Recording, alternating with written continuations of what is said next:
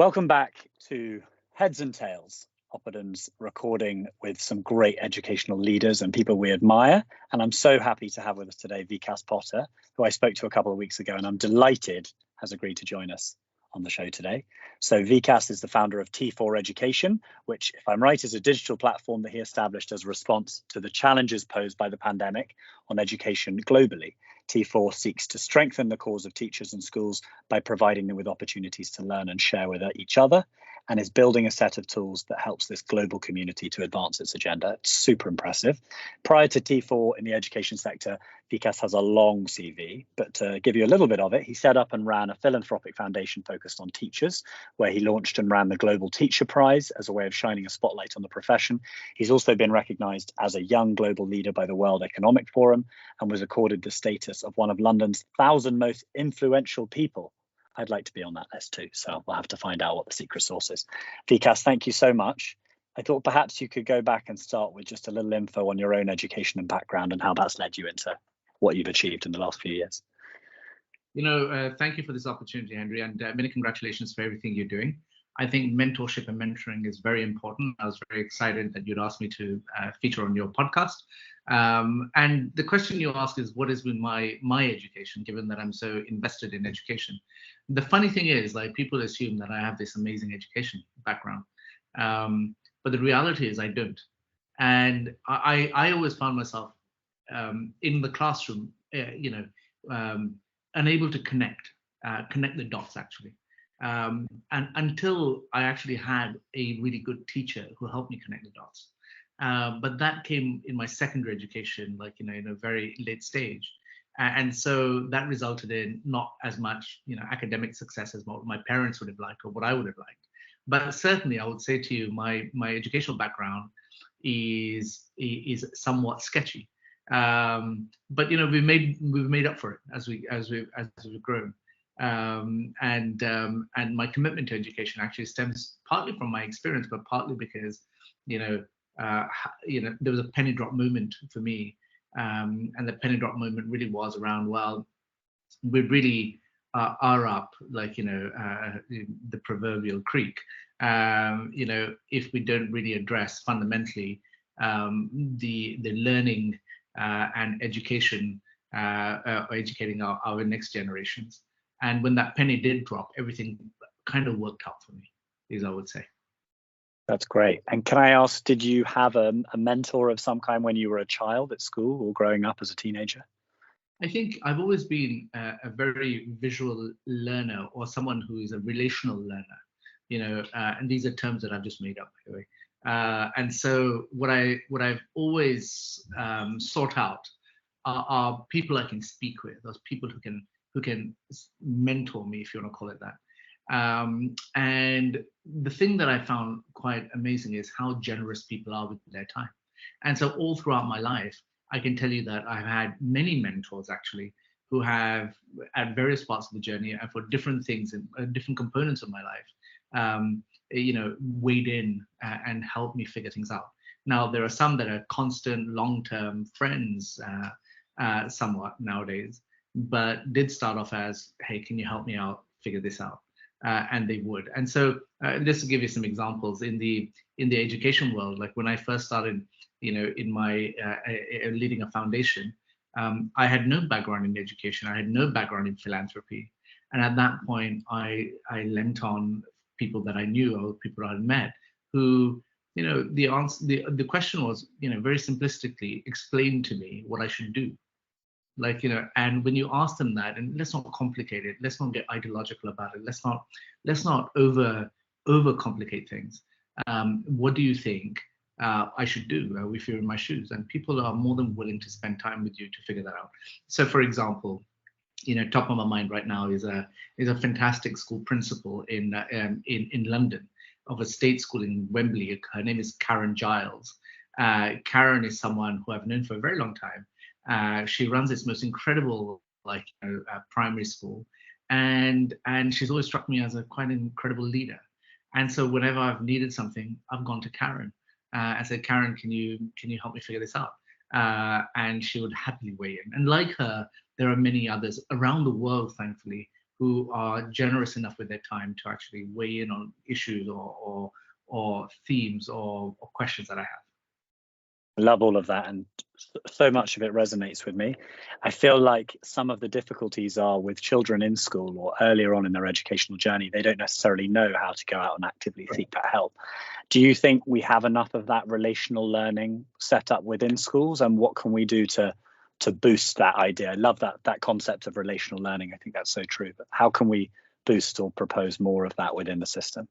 Yeah, one of the things that strikes me, Henry, is there's another friend of mine, a lady called Andria Zafirakou, who won the Global Teacher Prize, won the $1 million prize for a teacher, and she's a teacher in London as well, and she's an art teacher. And one of the reasons she won this prize was she lives in a very diverse community in Northwest London, and the school has, I would say to you, 100% of the kids have English as a second language. They've come from all these different contexts, and many come from very challenging contexts. And the thing that she explained to me, and the reason why she won the prize, was she was able to use art as a way of connecting the dots for other academic areas with these kids, because sometimes people are visual learners and they relate to things in different ways. But really interesting thing that she did with $1 million is set up a charity called Artists in Residence. And what she went on to explain to me was, the social equity that a school has is actually pretty limited. Like even on a high street where a school is, she said, we'll be lucky if the local branch manager of Barclays Bank knows anything about the school. And so the point you make is like, do we have the networks? Do we have the relationships? And so what she started doing was she brought people into her school from outside of her school in the art department to come and be artists in residence with these kids. And they don't have to be super famous or successful, but they're artists. They're engaged adults in this process. And that resulted in outsized learning outcomes for these children in her classrooms. And that, I think, is the power of mentorship. But you're absolutely right in talking about, do the networks exist? Does the social equity exist? Are you able to weigh in on or and leverage a network? The answer often is no. That's really interesting. I love that idea, or that concept of outside learning outcomes too, just trying to do better than what perhaps we have as per our context. Turning that a little, I guess, to some of the challenges that teachers face. I'd love to ask a bit more about T4. Why did you set it up? What was the route to founding it? And then perhaps I'll dig in a little more thereafter. I won't ask two questions at once. We were at the beginning of the pandemic, actually, Henry, and what I saw from my friends who are around the world on Facebook and Twitter and LinkedIn and Instagram, they were struggling. And so I called a Zoom call, with some of my friends, expecting 20, 30 to show up, but 230 came, which was great. And in that conversation, what I was really interested in is they were all saying the same thing, but they didn't necessarily have the same language. They were all asking, what does the new normal mean for us? And which I thought was a really great conversation to have. And we were largely at home, sitting in our pajamas, and Zoom was kind of free. So I decided that, okay, that's a really great conversation. Let's meet in a month's time, and let's invite a few more of our friends. Zoom is free, it's very accessible, and so I said, okay, let's meet in a month's time. And we called that event T4 because we focused on 4 areas: leadership, collaboration, well-being, and technology as it related to teachers. When I went out there, I put my arms out and I said, hey, I'm doing this. Who wants to come? And in a month's time, something quite crazy happened, actually. And still, I can't explain it. But 103,000 teachers showed up. And you think, crikey, I mean, that's pretty big. And I really think about this, and I think about it from the basis of, why did they show up? It's not as if the content was, in any way different to what others were doing. And I've gone on to do a few more of these kinds of very, very large events for teachers. And the reality is, I think people come because of community. And they want to belong to something that's bigger and has the same values, or at least there's alignment in values. And I think that's so important when it comes to the teaching profession. that whilst I could say that we had best of class content, like, best of class professional learning and development, actually more than that, the most important thing that we did was give space. And give space, because I think teachers are super curious, super hungry in terms of just to understand what's happening in the world. And what T4 does now is we see ourselves as a community platform that actually is trying to build the world's largest community of teachers in schools. Because one thing that has become clear to me is, there's so much focus on top-down reform. Like, if you just take England and all the different policies that the Department of Education tries, and without commenting on whether I agree or disagree with them, one of the reasons that these things don't work is because you don't take the workforce along with you, and that's what the importance of community is. And if we want these improved learning outcomes, if we want effective performance of schools and institutions, you have to find a way of actually listening to and working with those at the coalface, and in this case, these are teachers and school leaders. So true. And I think what's exciting is the limitless potential of that community, right? You create a community that's there for those teachers. It's there to offer them what they need. And I'm sure the sky's the limit in terms of where that can go. Given we have all sorts of teachers who follow this, I'm sure that will be of interest to them. So T4 education, watch out. Yeah, the thing about community is that it's a really old fuddy-duddy kind of word, like, community, oh, that's really boring. But actually, my experience is entirely different. I think communities are so enriching, and more importantly, communities are probably the most dynamic form of organization you can have, because what you can't decide what to do in the community decides. And it sounds kind of really unwieldy and like, how do you work a community? Well, you have to listen. You have to be good at listening. And I think that's what the power of this thing is. And so when you democratize, and when you actually provide that opportunity, you'll find so many incredible things happen. I'll give you an example. I'll give you a scoop, as it were. Where some of our community love singing. I mean, there's no reason why teachers, all they talk about is mathematics or English or STEM, or science or whatever it is.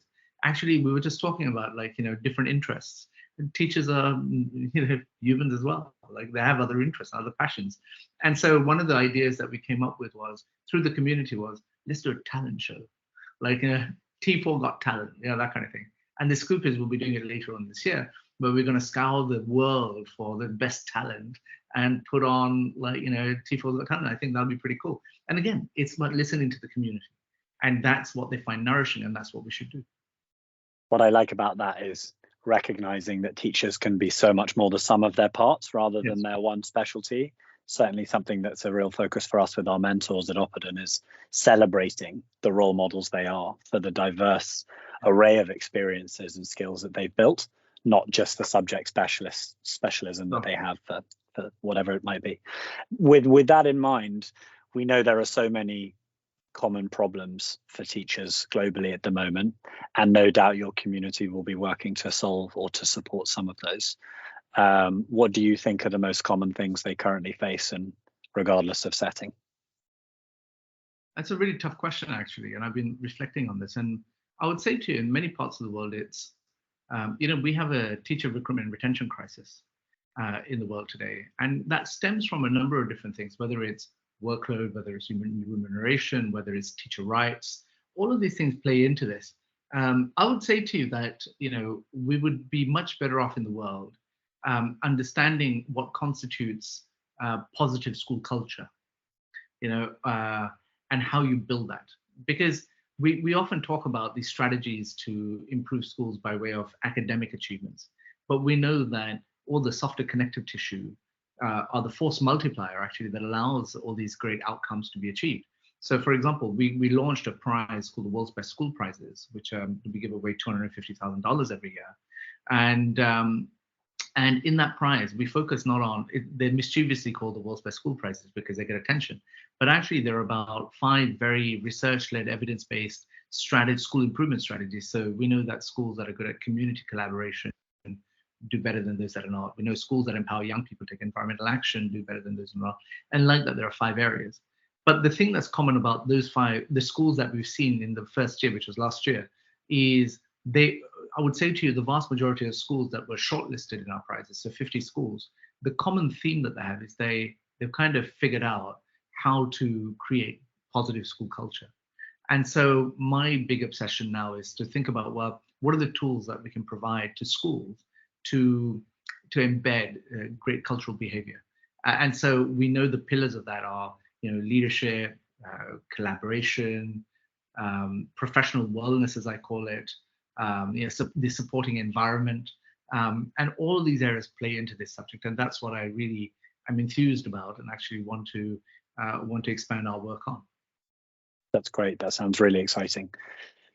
What about business? I feel like looking at your array of experiences, you've had plenty of experience in business as well as education. How do you see those two worlds link up, and what's your experience of them working together? I think we all have a humongous challenge actually in front of us, and I don't just mean in terms of the meta goals of the SDGs or things like that, which of course are a big challenge. But I think the commonality is I think we're all very bad at communicating. Right, whether you're a social impact kind of NGO, foundation, philanthropy, innovative kind of organization, or whether you're a business. For a business, I think it's very tough. Like when you get product people, you get engineering type of people, and they kind of take over the narrative, but they don't create the narrative in the first place, right? And so what I've really thought about is the commonalities. I think we just need to communicate a lot better, and actually it's the hallmark of a great leader, being able to do that. That's great. And to nearly tie things together and tie them up, a bit of a selfish question. I'd love to bring back to my own world of mentoring and tutoring. You've had so much experience of organizations and those non-for-profit, those for-profit, working in different parts of the world.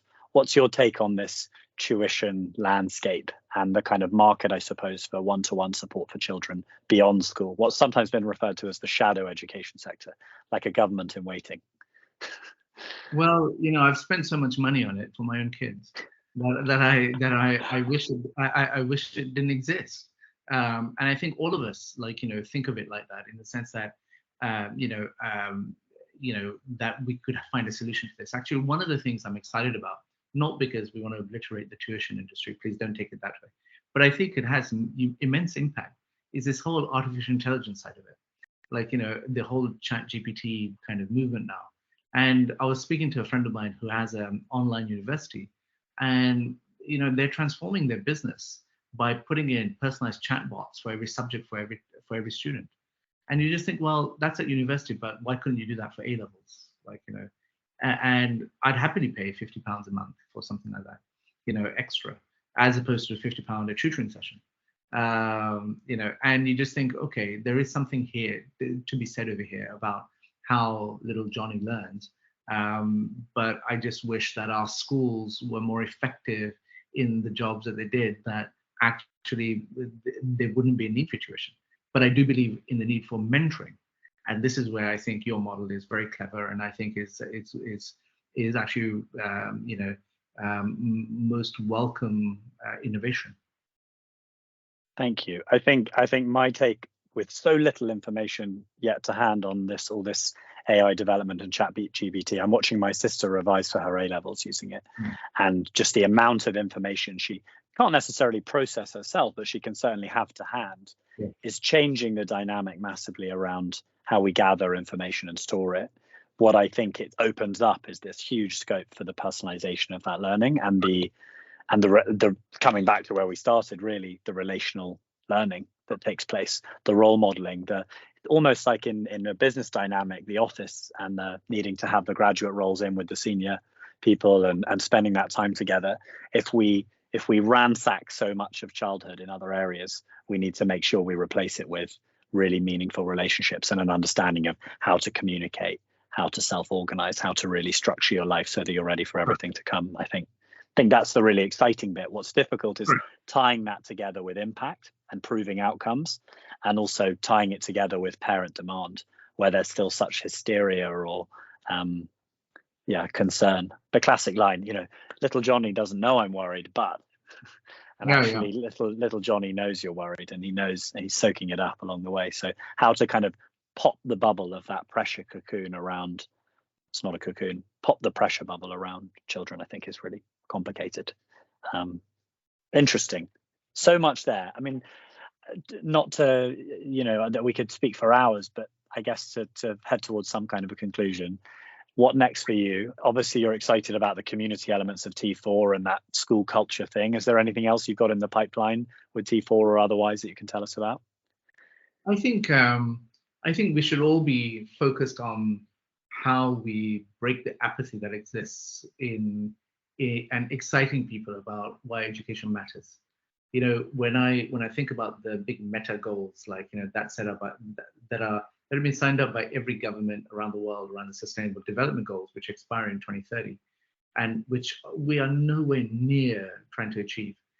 I was having dinner just last a couple of days ago with the Global Director of Education of the World Bank, and what he was explaining to me was, whilst the World Bank and institutions like that have actually upped their game in terms of the investments they're making and the kind of money they're allocating towards education work, governments haven't, right? So the thing is that how can you expect the progress that we're seeing without our decision makers, our system level decision makers actually doubling down on these things? And that to me is a concern, number one. Number two is that I know that the people that listen to are you and I, in terms of the average person on the street. And it's about, if the average person on the street isn't asking the right questions or the question on education, the politicians can just go scot-free, or it just doesn't appear on their radar. And so the apathy that exists, we need to break that. And that's why I talk about the importance of communication. I think we all need to communicate education a lot better and more effectively, because there's a fundamental truth, and we can end with this quote, which is, whatever the question, education is the answer.